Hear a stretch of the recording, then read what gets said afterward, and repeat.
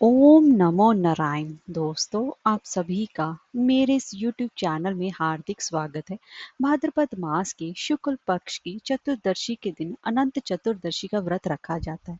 इसे अनंत चौदस भी कहा जाता है।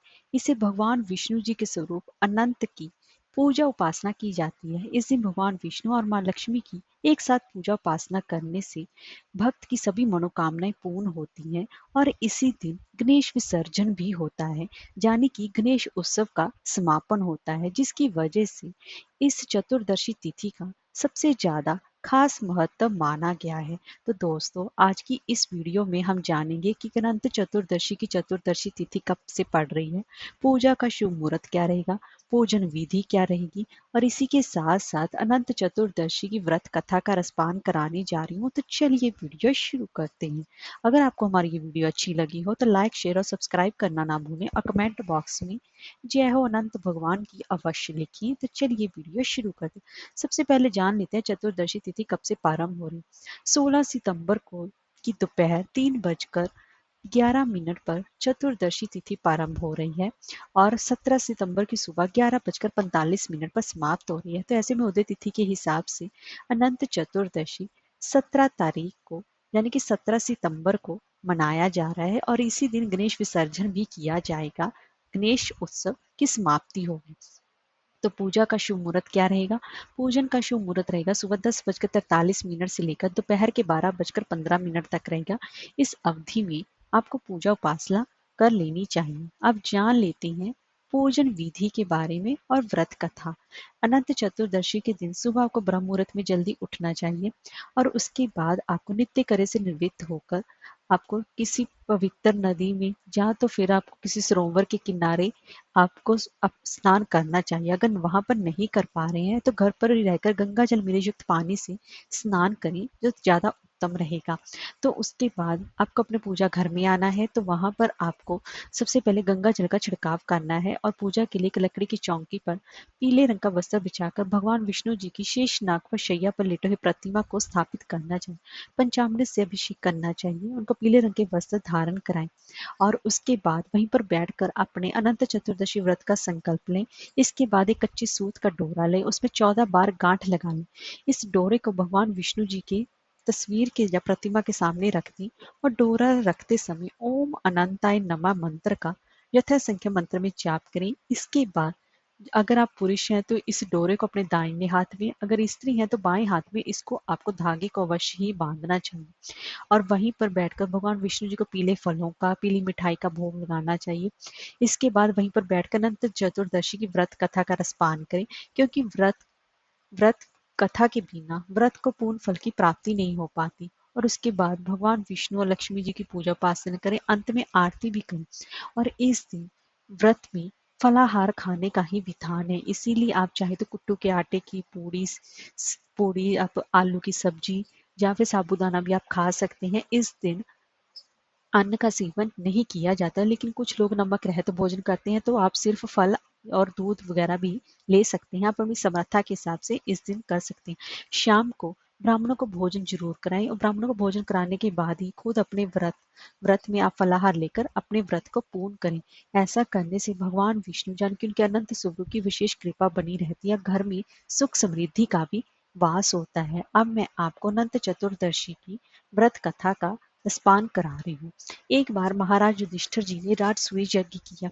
उस समय यज्ञ मंडप का निर्माण सुंदर तो था ही, अद्भुत भी था। यज्ञ मंडप इतना मनोरम था कि जल व थल की भिन्नता कहीं से भी प्रतीत नहीं होती थी।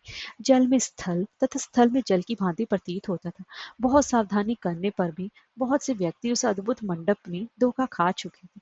एक बार कहीं से टहलते टहलते दुर्योधन भी उस यज्ञ मंडप में आ गया और एक तालाब को स्थल समझकर उसमें गिर गया।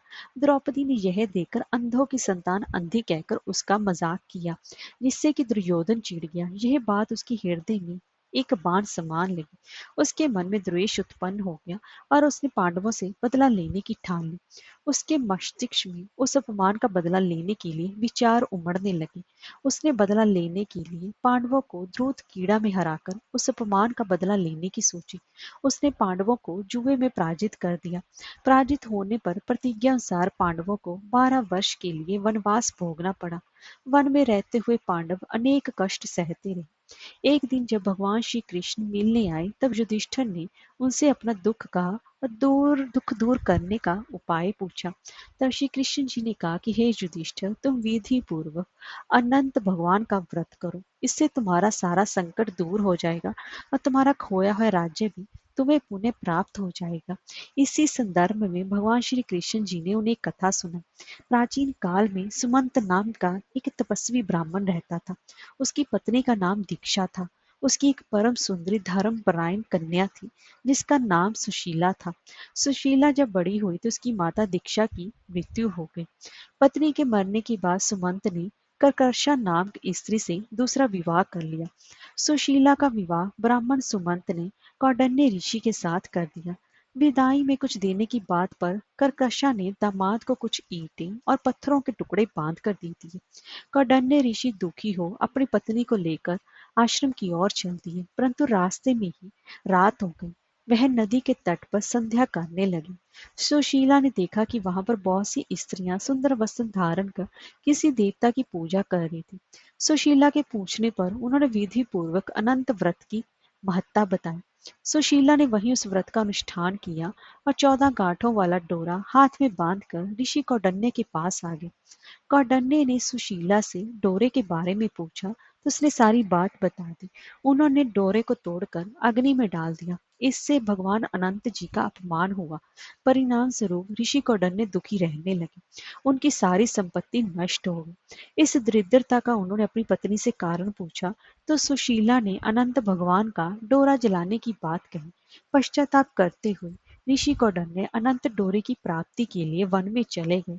वन में कई दिनों तक भटकते भटकते निराश होकर एक दिन भूमि पर गिर पड़े। तब अनंत भगवान प्रकट होकर बोले, हे कौंडिन्य, तुमने मेरा तिरस्कार किया था, उसी से तुम्हें इतना कष्ट भोगना पड़ा। तुम दुखी हुए। अब तुमने पश्चाताप किया है, मैं तुमसे प्रसन्न हूँ। अब तुम घर जाकर विधि पूर्वक अनंत व्रत करो। 14 वर्ष पर्यंत व्रत करने से तुम्हारा दुख दूर हो जाएगा। तुम धन धान्य से संपन्न हो जाओगे। कौंडिन्य ने वैसा ही किया और उन्हें सारे क्लेशों से मुक्ति मिली। श्री कृष्ण जी की आज्ञा से युधिष्ठिर ने भी अनंत भगवान का व्रत किया, जिसके प्रभाव से पांडव महाभारत के युद्ध में विजयी हुए तथा चिरकाल तक राज्य करते रहे। जय हो अनंत भगवान जी की।